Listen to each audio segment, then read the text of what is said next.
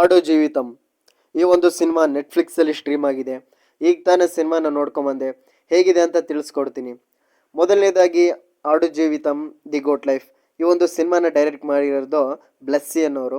ಇದು ಮಲಯಾಳಂ ಸಿನಿಮಾ, ಆದರೆ ಎಲ್ಲ ಭಾಷೆಯಲ್ಲೂ ಕೂಡ ಡಬ್ ಆಗಿ ಬಂದಿದೆ. ಈ ಸಿನಿಮಾ ಥಿಯೇಟ್ರಲ್ಲಿ ರಿಲೀಸ್ ಆಗಿ ತುಂಬ ದೊಡ್ಡ ಮಟ್ಟದಲ್ಲಿ ಹಿಟ್ ಆಗಿತ್ತು. ಬ್ಲಾಕ್ ಬಸ್ಟರ್ ರೇಂಜಿಗೆ ಒಳ್ಳೆ ಕಲೆಕ್ಷನ್ನು ಕೂಡ ಮಾಡಿತ್ತು. ಈ ಒಂದು ಸಿನಿಮಾ ಓ ಟಿ ಟಿಲಿ ನೋಡಿದಾಗ ನನಗೆ ಹೇಗೆ ಅನ್ನಿಸ್ತು ಅಂತ ಹೇಳ್ತೀನಿ. ಮೊದಲನೇದಾಗಿ ಪ್ಲಾಟ್ ವಿಚಾರಕ್ಕೆ ಬಂದರೆ, ಒಬ್ಬ ಹಳ್ಳಿ ಹುಡುಗ ಕೆಲವರ ಸಹಾಯದಿಂದ ಗಲ್ಫ್ ದೇಶಕ್ಕೆ ಹೋಗ್ತಾನೆ. ಅಂದರೆ ಅಲ್ಲಿ ದುಡಿದು ಹಣ ಸಂಪಾದನೆ ಮಾಡೋಕ್ಕೋಸ್ಕರ ಒಂದು ಬೇರೆ ದೇಶಕ್ಕೆ ಅಂದರೆ ಗಲ್ಫ್ ದೇಶಕ್ಕೆ ಅವನು ಹೋಗ್ತಾನೆ ತನ್ನ ಫ್ರೆಂಡ್ಸ್ ಜೊತೆ. ನಂತರ ಅಲ್ಲಿ ಬೇರೆಯವರು ಇವನನ್ನು ತನ್ನ ಸ್ವಾರ್ಥಕ್ಕೋಸ್ಕರ ಬಳಸ್ಕೋತಾರೆ. ಮುಖ್ಯವಾಗಿ ಅವನಿಗೆ ಭಾಷೆ ಕೂಡ ಬರ್ತಾ ಇರಲ್ಲ. ಅಂದರೆ ಅವ್ರ ಭಾಷೆ ಇವನಿಗೆ ಕನ್ನಡ ಭಾಷೆ ಮಾತ್ರ ಬರೋತ್ತಿರೋ ಕಾರಣ ಅವ್ರ ಭಾಷೆನ ಅರ್ಥ ಮಾಡ್ಕೊಳಕ್ಕಾಗದೆ ಅಲ್ಲಿ ಸಿಕ್ಕಾಕೋತಾನೆ ಅವ್ರ ಹತ್ರ. ಸೊ ಅವರು ಯಾವ ರೀತಿ ನರಕ ಯಾತನೆನ ತೋರಿಸಿದ್ರು, ಈ ಭೂಮಿಯ ಮೇಲೆ ನರಕ ಅನ್ನೋದನ್ನ ಯಾವ ರೀತಿ ಇರುತ್ತೆ ಅನ್ನೋದನ್ನ ನೀವು ನೋಡಬೇಕಾದ್ರೆ ಈ ಒಂದು ಸಿನಿಮಾನ ನೋಡ್ಬೇಕಂತ ಹೇಳ್ತೀನಿ. ಯಾಕೆಂದರೆ ಅವರು ತೋರಿಸಿದಂಥ ನರಕ ಮೇಲೆ ನಮಗೆ ಸತ್ತಾಗ ಕಾಣೋ ನರಕಗಿಂತ ಈ ಬದುಕಿದ್ದು ಸತ್ತರೋ ಅನ್ನೋ ರೀತಿಲಿ ನರಕನ ತೋರಿಸಿದ್ದಾರೆ ಅಂತಲೇ ಹೇಳ್ಬೇಕು. ಈ ಒಂದು ಸಿನಿಮಾ ನೋಡಿದಾಗ ನನಗೆ ಆಗನಿಸ್ತು. ಮೊದಲನೇದಾಗಿ ಪ್ಲಾಟ್ ಇದಾಯಿತು. ಮತ್ತು ಈ ಸಿನಿಮಾದ ಪಾಸಿಟಿವ್ ವಿಷಯಕ್ಕೆ ಬಂದರೆ, ಪೃಥ್ವಿರಾಜ್ ಸುಕುಮಾರನವರ ಆ್ಯಕ್ಟಿಂಗ್ ಅಂತಲೇ ಹೇಳ್ಬೋದು. ಅವರು ಈ ತುಂಬ ಶೇಡ್ಸ್ ಇದೆ, ಒಂದು 3-4 ಶೇಡ್ಸ್ ಇದೆ ಒಂದು ಸಿನಿಮಾದಲ್ಲಿ. ಆ ಎಲ್ಲ ಶೇಡ್ಗಳಲ್ಲೂ ಕೂಡ ಅವ್ರ ಆ್ಯಕ್ಟಿಂಗು ತುಂಬಾ ಎಮೋಷ್ನಲ್ ಆಗಿದೆ.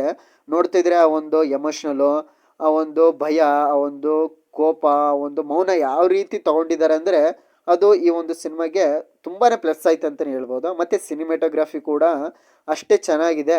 ಇದು ಮುಖ್ಯವಾಗಿ ಇನ್ನೊಂದು ವಿಷಯಕ್ಕೆ ತುಂಬ ಸೌಂಡ್ ಮಾಡ್ತಿದೆ. ಇದು ರಿಯಲ್ ಸ್ಟೋರಿ. ಇವರು ಇದ್ದಾರಲ್ಲ, ಇವರ ಜೀವನದಲ್ಲಿ ನಡೆದಂಥ ರಿಯಲ್ ಘಟನೆಯೇ ಈ ಒಂದು ಸಿನಿಮಾ ಆಗಿದೆ. ಅವರು ಬುಕ್ಕಲ್ಲಿ ಬರೆದಿರೋದನ್ನ ತಗೊಂಡು ಈ ಒಂದು ಸಿನಿಮಾನ ಮಾಡಿದ್ದಾರೆ. ಇದು ಕೂಡ ಒಂದು ಮೇಜರ್ ಪಾಸಿಟಿವ್ ಅಂತಲೇ ಹೇಳ್ಬೋದು. ಯಾಕೆಂದರೆ ಈಗಂತೂ ರಿಯಲ್ ಸ್ಟೋರಿಗಳು ಆಲ್ರೆಡಿ ತುಂಬ ಆಗಿದೆ. ಬಟ್ ಇದೊಂದು ಎಲ್ರಿಗೂ ಎಚ್ಚರಿಕೆಯ ಮನವಿಯ ಒಂದು ಸಿನಿಮಾ ಅಂತಲೇ ಹೇಳ್ಬೋದು. ಇಷ್ಟೇ ಒಂದು ಸಿನಿಮಾದ ಪಾಸಿಟಿವ್ ಆಗಿತ್ತು. ಇನ್ನು ಒಂದು ಸಿನಿಮಾದ ನೆಗೆಟಿವ್ ವಿಷಯಕ್ಕೆ ಬಂದರೆ, ನೆಗೆಟಿವ್ ಅಂತ ಅಷ್ಟೇನು ಅನಿಸಲ್ಲ. ಬಟ್ ಅಂದರೆ ನಾರ್ಮಲ್ ಕಮರ್ಷಿಯಲ್ ಆಡಿಯನ್ಸ್ಗೆ ಇದೊಂದು ಸಿನಿಮಾ ಸ್ವಲ್ಪ ಬೋರ್ ಅನಿಸ್ಬೋದು. ಏನಕ್ಕಂದರೆ ಸಿನಿಮಾ ಕಮರ್ಷಿಯಲಾಗಿ ಇಲ್ಲ. ಏನಕ್ಕಂದರೆ ಒಂದು ಪಾತ್ರದ ಮೂಲಕನೇ ತುಂಬ ಹೋಗುತ್ತೆ ಈ ಒಂದು ಸಿನಿಮಾ. ಆ ಒಂದು ಪಾತ್ರ ಒಂದೇ ಪ್ಲೇಸ್ ಆಲ್ಮೋಸ್ಟ್ ನೋಡ್ತಾ ಇರೋರಿಗೆ ತುಂಬ ಬೋರ್ ಹೊಡಿಯುತ್ತೆ.